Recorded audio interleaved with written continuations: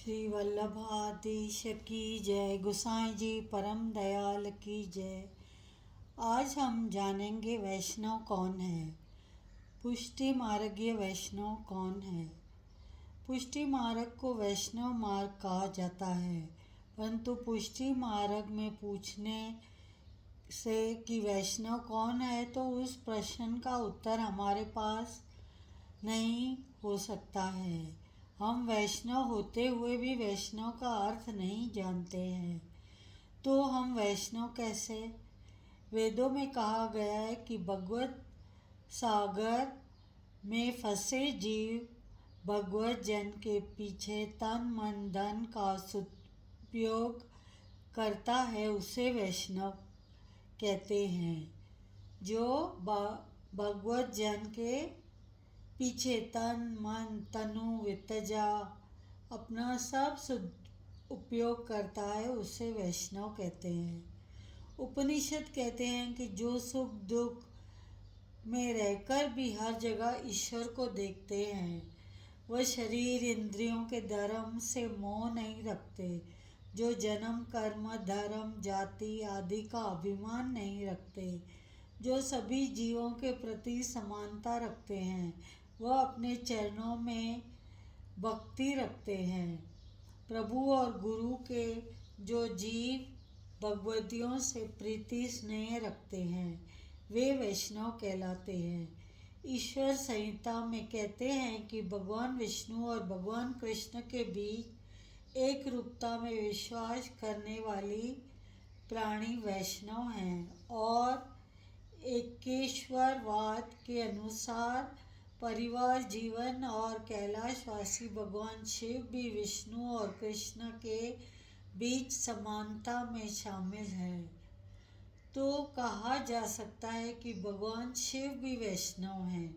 इसलिए तो हमारी पुष्टि में श्री ठाकुर जी के भक्त के रूप में भगवान शिव का अलग स्थान रहा है। दूसरे शब्दों में वैष्णव मान्यता वाले हर संप्रदाय में भगवान कृष्ण को आराध्य देव माना जाता है। अतः उस भावना के अनुसार जो भी भक्त भगवान कृष्ण से संबंधित है, वे वैष्णव रूप में रखते हैं। श्रीमद् भागवत गीता में दो अर्थ हैं कि वैष्णव कौन है। प्रथम अर्थ में कहा जाता है कि जो जीवन मन कर्म या वाणी से किसी भी आत्मा को कष्ट नहीं पहुंचाता, उसे वैष्णव कहा जाता है। और दूसरे अर्थ में कहा जाता है कि प्राणी सर्वत्र सर्वव्यापी है, भगवान विष्णु को ही देखते हैं, वह भी वैष्णव है। श्री महाप्रभु जी कहते हैं कि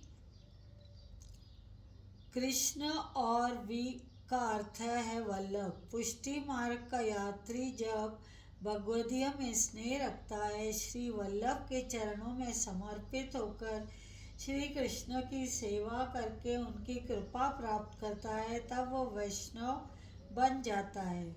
श्री गोसाई जी प्रभु चरण कहते हैं कि जो जीवन दूसरों के दुख जानकर परोपकार करता है, वह वैष्णव कहलाता है।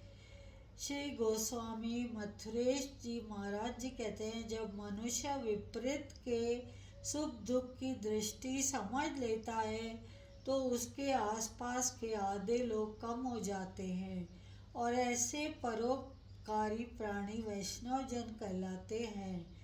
ऐसे वैष्णव जन से मिलने से दूसरों का जीवन भी सामंजस्य हो जाता है। विवेक में वैष्णव होने के लक्षण के लिए विवेक धैर्य ने कहा है कि पुष्टि जी का मन भगवत्व और भगवत दर्शन के लिए सदा तरसता है। केवल क्रिया के रूप में ब्रह्मांडीय कारण करना, वाणी और मन को संयमित करना उनके गुरु अर्थात वल्लभ कुल आचार्य श्री ठाकुर जी के समान है, और इसलिए अधिक मूल्य है।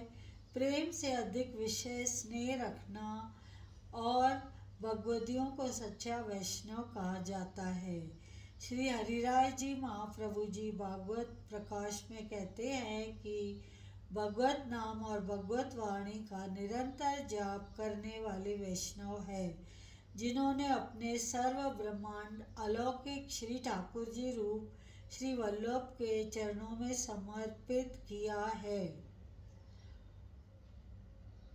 श्री वल्लभाचार्य कहते हैं कि करुणा की भावना हृदय में स्थित रखनी, सत्संग और भगवत शरण नहीं छोड़नी, जो हमेशा सेवा और सत्कार में लगी रहती है।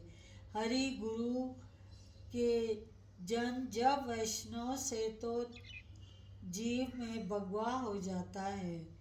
मनुस्मृति ने तो कहा है कि वल्लभ और ब्रज राजकुमार यानी श्री ठाकुर जी को मानने वाले जीवों का अन्य धर्म त्याग कर अपना ध्यान केवल भगवान श्री कृष्ण की भक्ति में करने वाले भगवतियों पर ही केंद्रित करना चाहिए। पुष्टि मार्ग के गोविंद लाल जी महाराज अपने वैष्णव का पालन करते थे और कहा करते थे कि पुष्टि मार्ग में प्रवेश करने के बाद यह सोचना है कि यह मार्ग प्रेम का मार्ग है, परंतु प्रेम के मूल्य में जीव समर्पण से चलने में समक्ष हो या नहीं, प्रेम और स्नेह रखने वाले वैष्णव और भगवतियों के प्रति प्रभु और श्री वल्लभ की अपार प्रसन्नता और कृपा बनी रहती है। तो संक्षेप में कहा जाता है कि जब ठाकुर जी और श्री वल्लभ के सेवक वैष्णव बनने की सीमा में सिद्ध हो जाते हैं। श्री वल्लभाधीश की जय।